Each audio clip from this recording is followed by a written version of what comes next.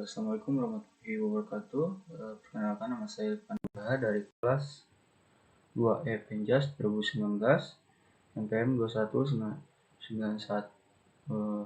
NPM 1921911183. Oke, kali ini saya akan memaparkan yaitu kerangka dasar kurikulum 2013.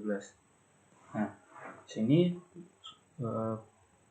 kerangka itu perencanaan untuk mengembangkan kurikulum pada ke tingkat nasional, daerah, dan KTSP. Jadi asalnya itu kita menggunakan KTSP, dulunya itu tahun 2006 ya.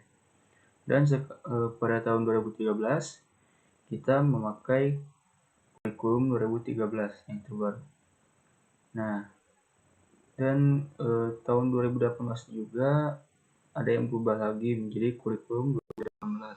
Tapi itu juga belum fix karena masih kebanyakan memakai kurikulum 2013. Oke, kita langsung saja ke materinya. Kerangka dasar adalah pedoman yang digunakan untuk mengembangkan dokumen kurikulum, implementasi kurikulum, dan juga evaluasi kurikulum. Nah, ada yang pertama itu landasan kurikulum 2013. Nah, kurikulum 2013 ini dikembangkan berdasarkan ketentuan juridis yang mewajibkan adanya pengembangan kurikulum baru, landasan filosofis, dan juga landasan empirik. Nah, di sini juga landasan yuridis merupakan juga ketentuan hukum yang dijadikan dasar untuk pengembangan kurikulum yang mengharuskan adanya pengembangan kurikulum baru. Jadi untuk kurikulum 2013 itu masih tahap pengembangan ya. Jadi biar lebih sempurna untuk kurikulum 2013 tersebut. Nah, di sini juga sudah dibagi ya menjadi 4 ya, yaitu yang pertama ada landasan yuridis, ada landasan filosofis, lalu ada landasan empiris, dan ada juga landasan teoritik. Yang pertama itu landasan yuridis merupakan Pancasila dan Undang-Undang Dasar 1945 dan Undang-Undang Nomor 20 Tahun 2003 yaitu tentang Sistem Pendidikan Nasional. Dalam Permen Nomor 19 Tahun 2005 tentang Standar Nasional Pendidikan dan Peraturan Menteri Pendidikan Nasional 2003 tahun 23 tahun 2006, yaitu tentang standar kompetisi lulusan dan peraturan Menteri Pendidikan Nasional Nomor 22 tahun 2006 tentang standar isi. Nah, di sini juga landasan yuridis pengembangan kurikulum 2013 yang lainnya adalah Instruksi Presiden Republik Indonesia tahun 2010 tentang pendidikan karakter, pembelajaran aktif, dan pendidikan kewirausahaan. Nah, kita lanjut ke landasan filosofis. Nah, landasan filosofis adalah untuk membangun kehidupan masa kini dan masa akan datang bangsa yang dikembangkan dari warisan nilai dan prestasi bangsa di masa lalu, dan juga diwariskan dan dikembangkan untuk di masa depan.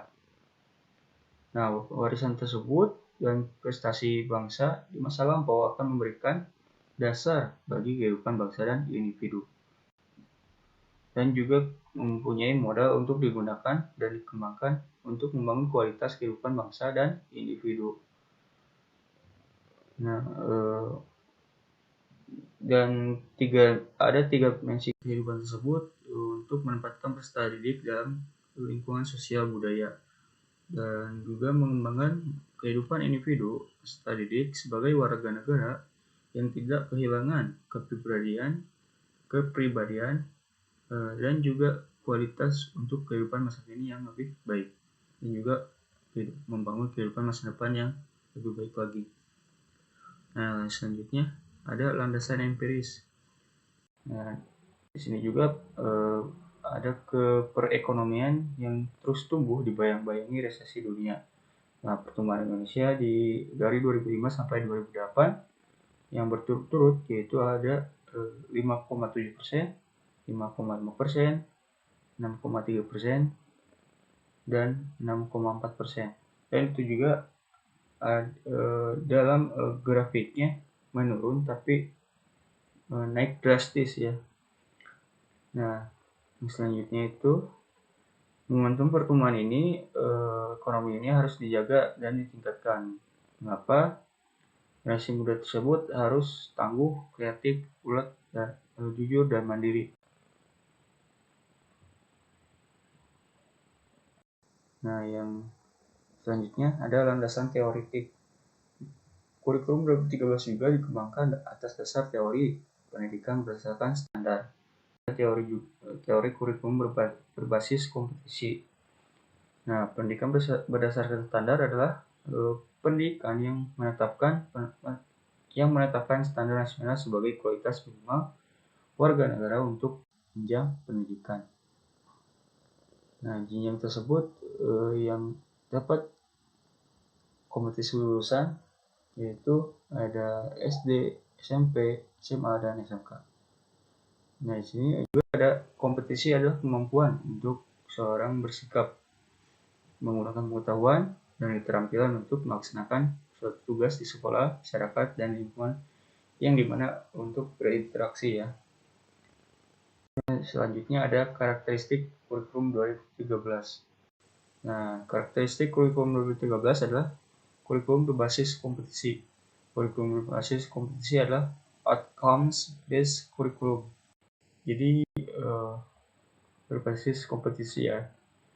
Dan oleh karena itu pengembangan kurikulum diarahkan untuk pencapaian kompetisi yang dirumuskan dari SKL ya. Nah, ada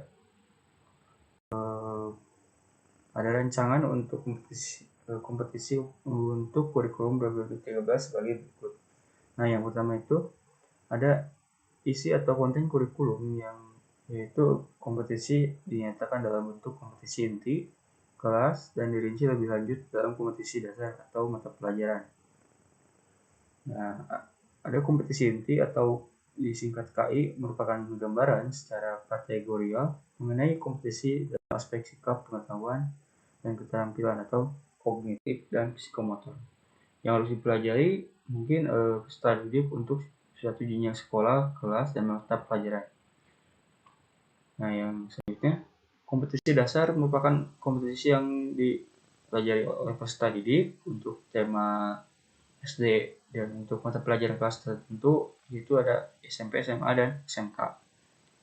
Yang selanjutnya, kompetisi inti dan kompetisi dasar di jenjang pendidikan menengah diutamakan pada ranah sikap, sedangkan pada jenjang pendidikan menengah pada kemampuan intelektual atau kognitif yang tinggi. Nah, selanjutnya ada kompetisi inti menjadi unsur organisatoris atau organizing element, yaitu semua kompetisi dasar atau KD dan proses pembelajaran dikembangkan untuk mencapai kompetisi dalam kompetisi inti. Nah, di sini juga ada selanjutnya kompetisi dasar yang dikembangkan dan didasarkan pada prinsip akumulatif, saling memperkuat atau reinforce, dan memperkaya atau enrich antar mata pelajaran dan jenjang pendidikan, organisasi horizontal dan vertikal. Nah, selanjutnya ada silabus dikembangkan sebagai rancangan belajar untuk suatu tema atau satu kelas dan satu mata pelajaran SMP, SMA, dan SMK. Dalam silabus juga tercantum seluruh kompetisi dasar atau KD untuk tema atau mata pelajaran di kelas tersebut. Nah, selanjutnya ada rencana pelaksanaan pembelajaran dan dikembangkan setiap KD untuk mata pelajaran dan kelas tersebut. Nah, selanjutnya ada proses pembelajaran. Nah, di sini juga dibagi-bagi ya menjadi beberapa berikut ya. Pada prinsipnya ada proses pembelajaran intrakurikuler, yaitu proses pembelajaran yang berkenaan dengan mata pelajaran dalam struktur kurikulum dan dilakukan di kelas, sekolah, dan masyarakat. Jadi intrakurikuler itu kita kayak belajar ya di kelas, bisa di sekolah, bisa di masyarakat, berbeda dengan ekstrakurikuler. Jadi tambahan ekstra ya kan, itu ekstra itu pertambahan ya, jadi di luar tidak formal gitu. Nah, selanjutnya ada proses pembelajaran STMI berdasarkan tema, sedangkan di SMP, SMA dan SMK berdasarkan rencana pelaksanaan pembelajaran yang dimakan guru atau RPP. Nah, selanjutnya ada proses pembelajaran didasarkan atas prinsip pembelajaran siswa aktif untuk menguasai kompetisi dasar dan kompetisi inti pada tingkat yang memuaskan atau ICSEP. Nah, selanjutnya ada proses pembelajaran dikembangkan atas dasar karakteristik konten, yaitu pengetahuan yang merupakan konten yang bersifat mastery dan diajarkan secara langsung atau direct teaching. Keterampilan kognitif psikomotor adalah konten yang bersifat developmental yang dapat dilatih atau trainable yang diajarkan secara langsung atau direct teaching. Sedangkan sikap adalah konten developmental dan dikembangkan melalui proses pendidikan yang tidak langsung. Nah, yang selanjutnya ada pembelajaran ekstrakurikuler. Nah, sini juga aktivitas yang dirancang bagi kegiatan di luar kegiatan yang terjadwal secara rutin tiap minggu ya. Jadi kayak pramuka ya, pramuka kan ekstrakurikuler wajib. Nah, di situ juga ada mengandung unsur yang dapat dipahami oleh siswa atau mahasiswa ya. Jadi untuk masyarakatnya lebih baik dan tidak hanya pramuka saja, dan untuk semuanya juga ekstrakurikuler seperti PMS, marching band itu juga mendukung masyarakat ya. Jadi ada untuk mengabdi ke masyarakat. Kita itu seperti apa? Mungkin itu ya. Nah, ada yang terakhir, prinsip pengembangan kurikulum 2013. Yang pertama itu ada kurikulum bukan hanya merupakan sekumpulan daftar mata pelajaran, karena mata pelajaran hanya merupakan sumber materi untuk mencapai kompetisi. Nah, di sini jadi sumber materi tidak hanya sumber materi tersebut. Jadi kita tuh harus paham dulu materinya untuk mencapai kompetisi. Jangan tidak membaca tapi tidak dipahami gitu. Nah, selanjutnya kurikulum dasar didasarkan pada kompetisi lulusan yang ditetapkan untuk satuan pendidikan, jenjang pendidikan, dan program pendidikan. Sesuai dengan kebijakan pemerintah mengenai belajar 12 tahun ya, wajibnya 12 tahun, maka standar kompetisi lulusan yang menjadi dasar pengembangan kurikulum adalah kemampuan yang harus dimiliki peserta didik setelah mengikuti proses pendidikan selama 12 tahun. Jadi kita tuh wajib untuk sekolah 12 tahun, dari SD 6 tahun, lalu ada di SMP 3 tahun, sudah 9 tahun, lalu ada SMA 3 tahun, jadi 12 tahun. Tetapi misalkan kita untuk kuliah itu sebenarnya gak wajib ya, untuk sekolah lagi. Tapi ketika kalian punya impian untuk kuliah, pasti boleh untuk masuk ya. Karena menurut pendidikan itu tidak diwajibkan, karena diwajibkan itu sampai SMA saja.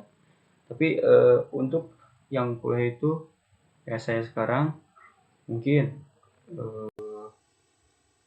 hanya ingin menambah ilmu yang baru, karena ingin punya gelar ya, sarjana ya. Jadi SMA itu berbeda gelarnya, mungkin seperti itu. Mungkin sekian saya dapat Saya sampaikan mohon maaf bila ada kesalahan dalam pembuatan video ini, mohon dimaafkan. Terima kasih. Wassalamualaikum warahmatullahi wabarakatuh.